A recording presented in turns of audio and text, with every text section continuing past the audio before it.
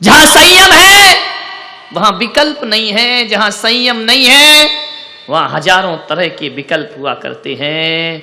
संयम विकल्पों को मिटाना है तो संकल्प होना बहुत जरूरी है, और संकल्प ही आगे जाकर संयम का रूप ले लिया करते हैं। संकल्प होना चाहिए, विकल्प अपने आप समाप्त हो जाएंगे। संयम की पटरी पर गाड़ी चलती है ना व्यवस्थित, तो परमात्मा का स्टेशन प्राप्त हो जाया करता है।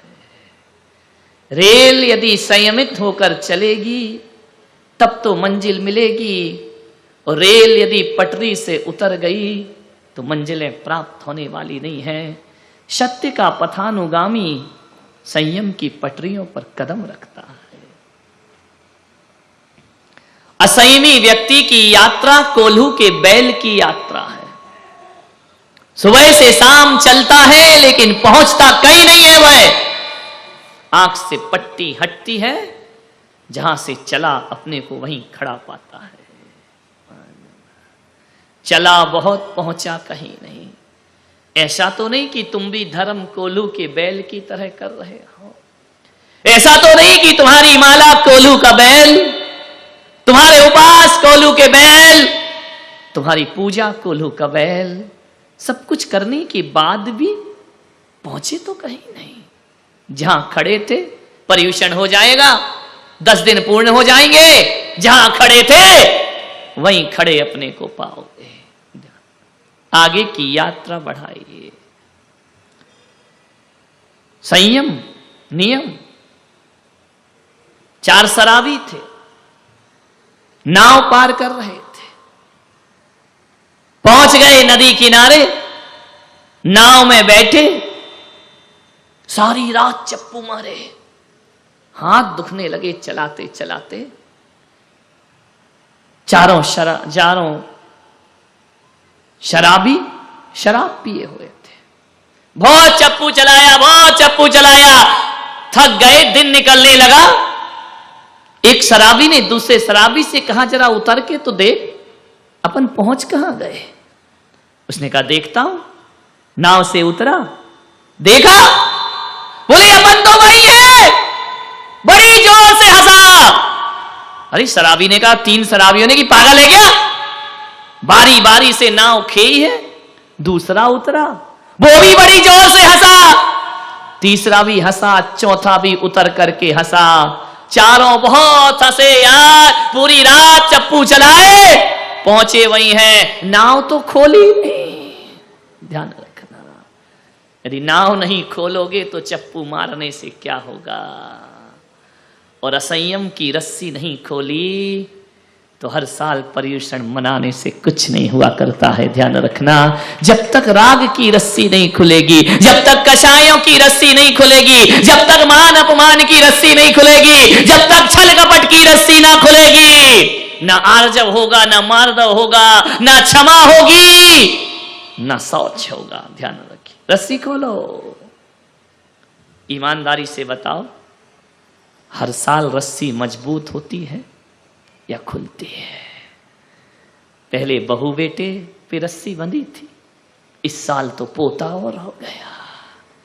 रस्सी बंधी या खुल गई, बोलो।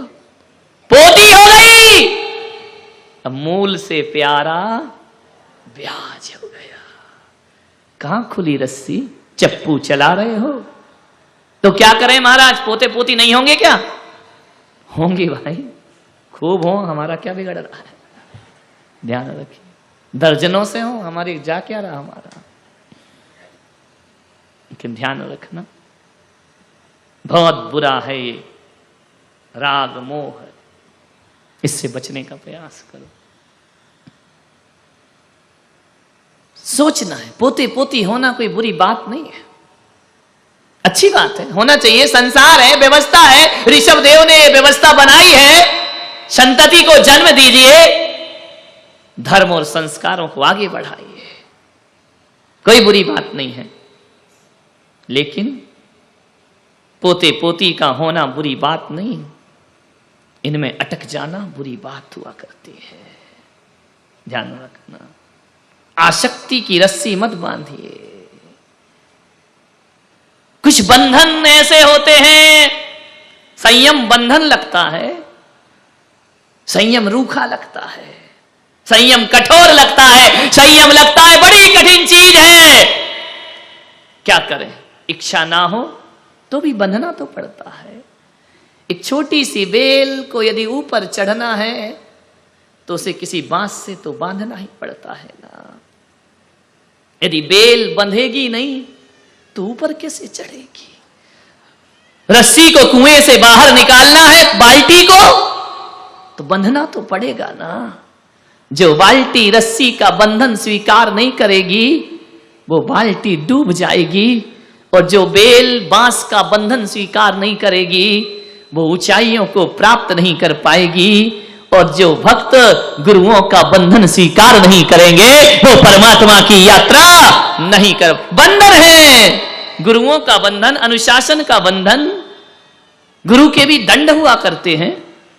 हम यदि थोड़े निरंकुश हो जाएं तो आचार्य हमें दंड देने के अधिकारी हुआ करते हैं, प्रायश्चित देने के अधिकारी होते हैं, सजा देने के अधिकारी होते हैं। और एक आचार्य यदि प्रायश्चित दे तो सौभाग्य समझना अपना। गुरु ने डांट दिया, किस्मत समझना। आचार्य ने प्रायश्चित दिया, किस्मत समझना। अरे जिस बेल का माली होता है वही बेल ऊपर चढ़ती है, बिना माली की बेल कभी ऊपर नहीं चढ़ा करती है। और जिस मोक्षगामी के, जिस कल्याण के इच्छुक पर गुरु का दंड होता है वह जीवन में ऊंचाइयों को प्राप्त किया करता है। मान्यवर, पूरे हिंदुस्तान में जिस दिन से हमने माँ बाप और घर छोड़ा है, किसी की मजाल नहीं कि हमें डांट सके और हमें दंड दे सके। लेकिन एक बात याद रखना अजमेर वालों, एक को ये अधिकार है जो मुझे डांट सकते हैं, दंड दे सकते हैं, और वह अधिकार उन्होंने मांगा नहीं है, हमने समर्पण के साथ वो अधिकार उन्हें सौंपा है। वो है सद्गुरुदेव आचार्य पुष्पदंत सागर जी महाराज। सौंपा जाता। आचार्य जबरदस्ती सजा नहीं देते, आचार्य कोमल होते हैं। जब दंड देते हैं तो कड़क लगते हैं लेकिन होते कोमल हैं। वो जबरदस्ती जज नहीं बनते हैं। हम उन्हें अधिकार दिया करते हैं कि हे गुरुदेव, यदि मोक्ष के मार्ग पर कहीं पैर लड़खड़ाएं या कदम बहक जाएं हमारे, तो ज्ञान की चाबुक मारना ताकि ये घोड़ा सीधा चलने को तैयार हो जाए। ध्यान रखिए, एक ना एक गुरु होना चाहिए जो सजा दे, दंड दे। ध्यान रखना, नहीं तो लिखा है ना, शिष्य और सीसी में डांट बहुत जरूरी है। जिस सीसी में डांट नहीं होती, डांट यानी, हाँ ये तो मालूम है, ढक्कनों को संभाल के रखना पड़ता है मेरे भाई। नवरत्न जी, बाजार में पेन तो मिल जाते हैं, ढक्कन नहीं मिलते, इसलिए मैं पेन से ज्यादा ढक्कनों को संभाल के रखता हूं। होते हैं बहुत से ढक्कन संभालना पड़ते हैं।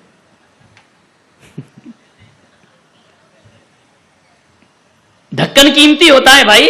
अब इसका ढक्कन घूम जाए तो कहां रखूंगा मैं इसको? इस पेन की दशा बिगड़ जाएगी। इसलिए आपसे कहता हूं, पेन तो कीमती होता है, उससे ज्यादा कीमती ढक्कन होते हैं। परिवार में भी होते हैं, समाज में भी होते हैं, देश में भी होते हैं। इन ढक्कनों को संभाल के रखो, ध्यान रखिए, नहीं तो गड़बड़ हो जाएगा मामला। विचार करना। सीसी में भी डांट होना चाहिए और शिष्य में भी डांट होना चाहिए।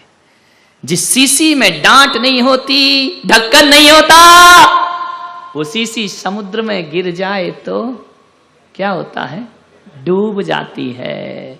और जिस शिष्य में डांट नहीं होती गुरु की, वो भी संसार और विषय भोगों में डूब जाया करता है। संयम धर्म है। कुछ बंधन स्वीकार करना पड़ते हैं। बिना बंधनों के हर बंधन बंधन नहीं होता, हर बंधन पीड़ा नहीं होती, हर बंधन दर्द नहीं होता है। कुछ ऐसे बंधन हैं जो हमारे सुख में कारण बना करते हैं। धर्म का बंधन मुक्ति है, परतंत्रता नहीं है। बेड़ियों का बंधन, ध्यान रखना, लोहे की श्रृंखलाओं का बंधन भी धर्म के बंधन के आगे तड़तड़ करके टूट जाया करता है। और कोई मान तुंग जेल में 48 भेड़ियों को तोड़ करके बाहर।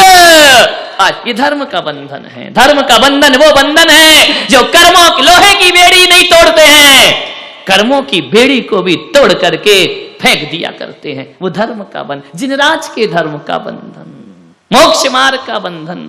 हमारे भी बंधन है। मुनि बन गए तो क्या हुआ, बंधन तो हमारे ऊपर भी है। मर्यादाओं के बंधन है, समाज के बंधन है। और ये बंधन समाज ने नहीं डाले हैं। ये मत सोचना कि महाराज समाज के बंधन है तो 2-4 आ जाओ मेरे पास, है महाराज तुम्हारे नहीं, तुम्हारी क्या हिम्मत कि हम पे बंधन डालो। हमने खुद ये बंधन स्वीकार किए हैं। ध्यान रखिए, बांधा थोड़ी, बांधा तो अपराधी को जाता है, गुरुओं को नहीं बांधा जाता। गुरु तो स्वयं मर्यादा के बंधन स्वीकार किया करते हैं। बंधो किसी ना किसी नियम से, बंधो संयम से। लोग कहते हैं ऐसे भी जी लेंगे तो क्या होगा, कुछ नहीं होगा। जियो जियो बिना संयम के, बिना नियम के, ऐसे ही जियो ना। पक्षी भी तो घोंसला बनाता है ना, बना लो एक मकान। पक्षी भी बच्चा पैदा करता है ना, तुम भी कर लो, जियो आराम से, कौन मना करता है। पक्षी भी, पेड़, जानवर भी अपने खाने का जुगाड़, एक कुत्ता भी पेट भर लेता है मेरे भाई, कोई बहुत बड़ी बात नहीं है पेट भर लेना। जियो असंयम से, क्या दिक्कत है। पशुवत जीवन होगा तुम्हारा। आलस हरन करन सुख टाही, स्वर्ग नरक पशुगति में ना है। नरकों में संयम पालोगे, पशुगति में संयम पालोगे। देवताओं के भाग्य में नहीं है संयम, तरसते रहते हैं। तीर्थंकर जैसी महान आत्माएं, अभी पढ़ा ना, जिस बिना नहीं जिन राज सीझे।